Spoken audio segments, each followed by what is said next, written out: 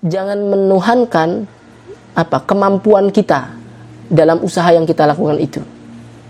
Ya. Tapi kita serahkan urusan ini, full pasrah kita kepada Allah Subhanahu wa taala. Ya Allah, saya ini lemah, gak bisa ngafal Quran. Benar-benar gak bisa ya Allah. Tapi jika Engkau berkehendak mudah bagimu, maka ya Allah jadikan aku menjadi salah satu penjaga Al-Quran.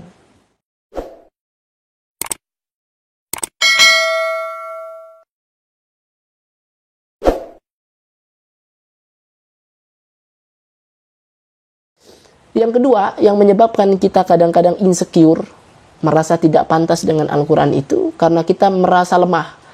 Atau merasa tidak hebat.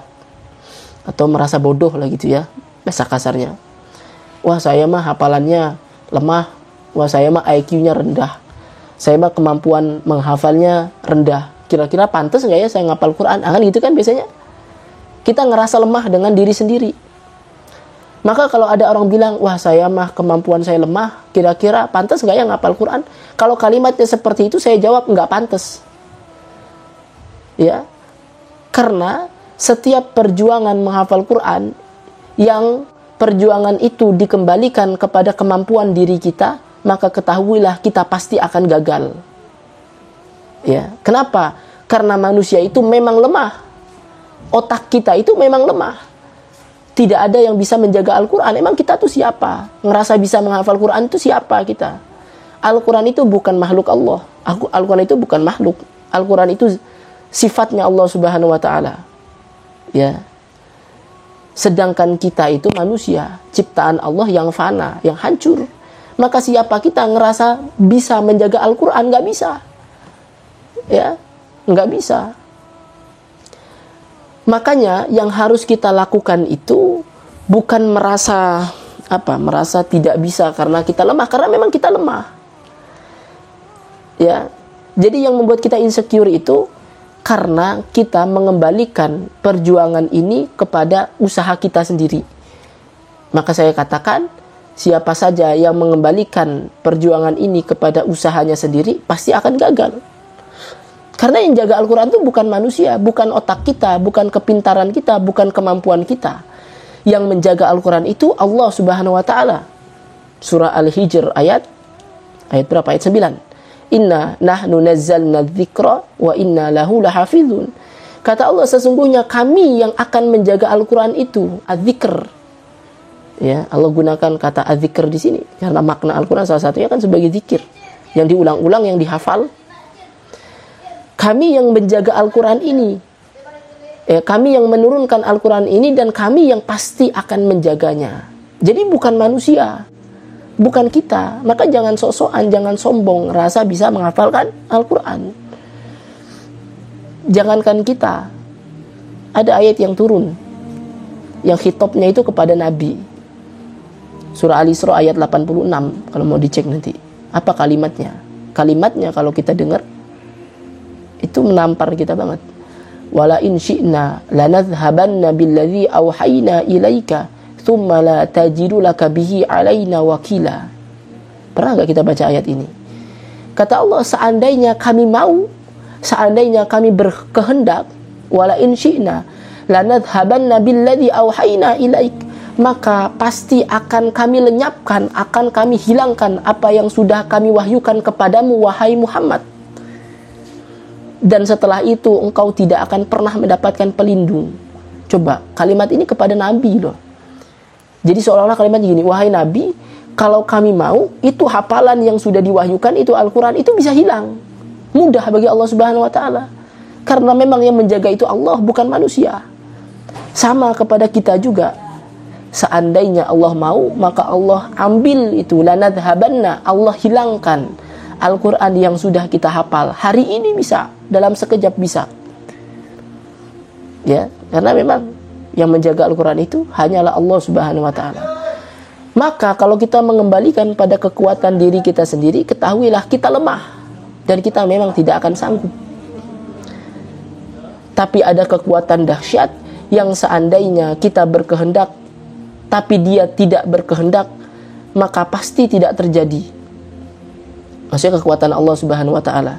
Yang seandainya kita tidak berkehendak tapi dia berkehendak, pasti terjadi. Ya, itu kekuatan Allah Subhanahu wa taala. Itu janji Allah. Jadi ada kekuatan dahsyat, itu kekuatan Allah Subhanahu wa taala. Kalau kita tuh nggak punya kekuatan apa-apa, nggak punya kemampuan apa-apa. Coba aja nih saya analogikan. Rambut yang tumbuh tuh di kepala kita semua, siapa yang numbuhin? Kita nggak yang setiap hari itu numbuhin rambut itu. Wah, besok ganti hari ini kita tumbuhin berapa sekian mikromilimeter misalnya gitu kan. Kan bukan kita yang numbuhin. Atau kalau kita ngerasa itu perbuatan kita, coba saya suruh. Siapa di sini yang bisa menahan tumbuhnya rambut? Sebulan ditahan, nggak nambah panjang. Bisa nggak? Nggak bisa. Karena memang bukan kita yang punya kekuatan itu. Tapi ada kekuatan dahsyat yang maha bisa. Mungkin otak kita tidak bisa menghafal Quran, dan memang tidak bisa. Tetapi Allah Subhanahu wa taala berkehendak akan menjaga Al-Quran. Maka pasti Al-Quran itu bisa terjaga kalau kita menjadi salah satu penjaga pilihan Allah Subhanahu wa taala. Ya. Nah, makanya yang harus kita lakukan apa? Yang harus kita lakukan jangan menuhankan kemampuan kita dalam usaha yang kita lakukan itu. Ya. Tapi kita serahkan urusan ini, full pasrah kita kepada Allah Subhanahu wa taala. Ya Allah, saya ini lemah, gak bisa ngafal Quran. Benar-benar gak bisa ya Allah. Tapi jika engkau berkehendak mudah bagimu, maka ya Allah jadikan aku menjadi salah satu penjaga Al-Quran. Gitu. Jadi yang menjaga tetap Allah. Makanya jangan sombong. Orang-orang yang ngerasa yang suka berpikir misalnya, ya Allah, kok hafalan hilang lagi ya, itu kan sebenarnya sombong. Seolah-olah dia yang sanggup menjaga Al-Quran itu. Ya, makanya harus kembali kepada Allah Subhanahu wa taala. Memang yang menjaga Al-Quran itu bukan kemampuan kita. Maka kita full pasrah, serahkan kepada Allah Subhanahu wa taala. Ya Allah, saya ini gak bisa. Saya ini lemah ya Allah. Saya gak punya kemampuan apa-apa, tapi engkau berjanji akan menjaga Al-Quran. Maka ya Allah, jadikan aku salah satu penjaga Al-Quran. Inna nahnu nazzalna dzikra wa inna lahu lahafizun. Makanya Allah Subhanahu wa taala menggunakan kata inna, sesungguhnya kami. Kalau kita lihat penjelasannya para ulama kan, kami di situ yang pertama bisa jadi itu untuk mengagungkan Allah Subhanahu wa taala. Yang kedua, karena memang ada keterlibatan makhluk di sana. Ya, karena cara Allah menjaga Al-Quran itu kan dengan apa? Dengan dihafal oleh para penghafalnya. Maka kita minta sama Allah Subhanahu wa taala, ya Allah, jadikan aku menjadi salah satu keluargamu yang engkau sebut dalam kalimat inna itu, sesungguhnya kami. Ya, jadikan aku ini menjadi salah satu penjaga Al-Quran. Ya, tetap yang menjaga Al-Quran itu adalah Allah Subhanahu wa taala. Makanya jangan pernah menuhankan otak, kemampuan IQ kita untuk menghafal Quran, karena kita pasti akan terjatuh. Kita pasti akan dibungkam oleh Allah Subhanahu wa taala. Jadi kalau kita menyandarkan kemampuan itu, menyandarkan perjuangan itu pada kemampuan kita, itu seperti kita sombong di hadapan Allah Subhanahu wa taala. Apa bedanya sama Qarun? Qarun ketika dia mendapatkan harta yang berlimpah, kan dia sombong di hadapan Allah. Apa yang dia katakan? Qala innama utituhu ala ilmin indi. Ya Allah, sesungguhnya harta itu aku dapatkan karena ilmu yang aku miliki, karena kemampuanku sendiri. Dia sombong di hadapan Allah Subhanahu wa taala, padahal seluruh hartanya dari Allah. Tiba-tiba dia bilang, ya Allah, ini karena kemampuanku. Apa yang Allah Subhanahu wa taala lakukan? Allah bungkam Qarun itu. Fa khasafna bihi wa bidarihil ard. Allah tenggelamkan dia. Dia dan seluruh hartanya dalam sekejap masuk ke dalam bumi, karena Allah ingin membungkam kesombongannya. Seolah-olah kalimatnya terdengar, wahai Qarun yang sombong, yang merasa punya ilmu, yang merasa punya kekuatan, mana kekuatan itu? Bisa nggak dia mencegah ketika Allah Subhanahu wa taala berkenan menghancurkan dia? Ternyata Qarun tidak punya kemampuan apa-apa. Sama ketika kita menghafal Quran, jangan sombong di hadapan Allah Subhanahu wa taala. Jangan sombong ngerasa, "Oh, hebat saya. Kemampuan hafalan saya hebat. Murojaah sehari bisa 5 juz. Ya, hebat saya, setoran nggak salah," gitu. Memang itu nggak keluar di lisan kita, tapi ada di pikiran dan hati kita. Kesombongan itu kan amalan hati. Jangan sampai kita merasa sombong seperti itu. Kalau kita merasa sombong, maka lihat bagaimana Allah akan membungkam perjuangan kita. Kita yang ngerasa sombong setiap hari bisa murojaah 5 juz, cerita kemana-mana, "Oh, saya hebat nih, murojaah setiap hari kayak gini. Allah akan bungkam. Caranya gimana? Dibuatlah hafalan itu tidak berkah, atau dibuatlah hafalannya tidak lancar-lancar, padahal setiap hari murojaah.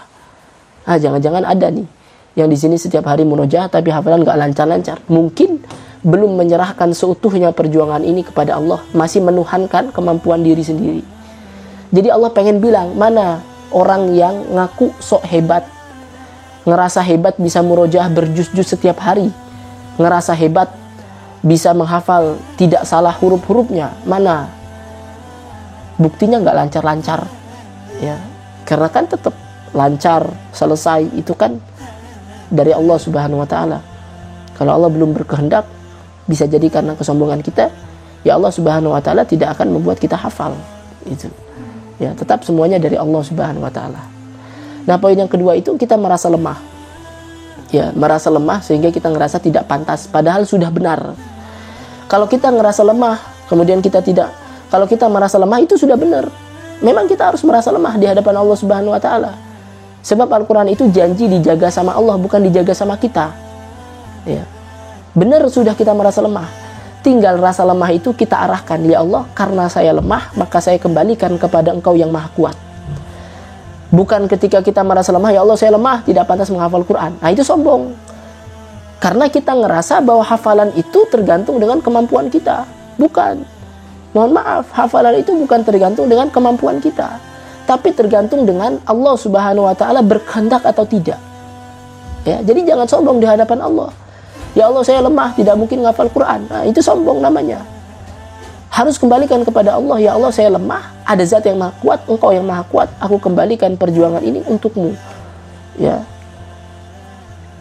Jadi kayak gitu. Karena bukankah hari ini kita mendengar sekian kabar tentang para penghafal Quran yang IQ-nya sebenarnya rendah gitu kan. Misalnya mohon maaf ada anak yang autis gitu. Saya punya banyak sahabat, teman-teman saya yang luar biasa. Ya, beberapa mereka punya penyakit autis gitu, tapi ternyata hafal Quran. Ada beberapa teman saya seperti itu. Nah, ini membuktikan bahwa menghafal Quran itu bukan tergantung kemampuan otak, bukan. Ya. Tapi bagaimana Allah Subhanahu wa taala memberikannya kepada manusia. Itu. Makanya kembalikan kepada Allah. Minta kepada Allah, bukan minta kepada kemampuan diri kita. Jadi sebenarnya, ya, sebagai kesimpulan, kita semua itu pantas bersama Al-Quran. Tidak ada yang tidak pantas. Pertama, kalau kita merasa banyak dosa, maka orang yang paling banyak dosa adalah orang yang paling pantas bersama Al-Quran. Orang yang paling banyak dosa itu adalah orang yang mestinya semakin banyak interaksinya dengan Al-Quran. Karena dia kan kotor. Orang yang kotor itu adalah orang yang paling harus mandi gitu. Kalau orang bersih kan mungkin mandinya sehari sekali. Kalau orang kotor ya harus mandi, benar-benar mandi gitu. Mungkin sekali mandi belum bersih, mandi lagi supaya bersih gitu. Jadi layak, kita semua layak bersama Al-Quran. Kalau kita merasa lemah, maka kita tetap layak sebab kita memang lemah. Yang menghafal Quran itu bukan kita, bukan kemampuan kita, tetapi Allah Subhanahu wa taala yang berjanji akan menjaganya gitu. Ya, mungkin ini saja yang bisa saya sampaikan. Ini juga ngos-ngosan banget ya, tarik napasnya banyak ya. Semoga semuanya adalah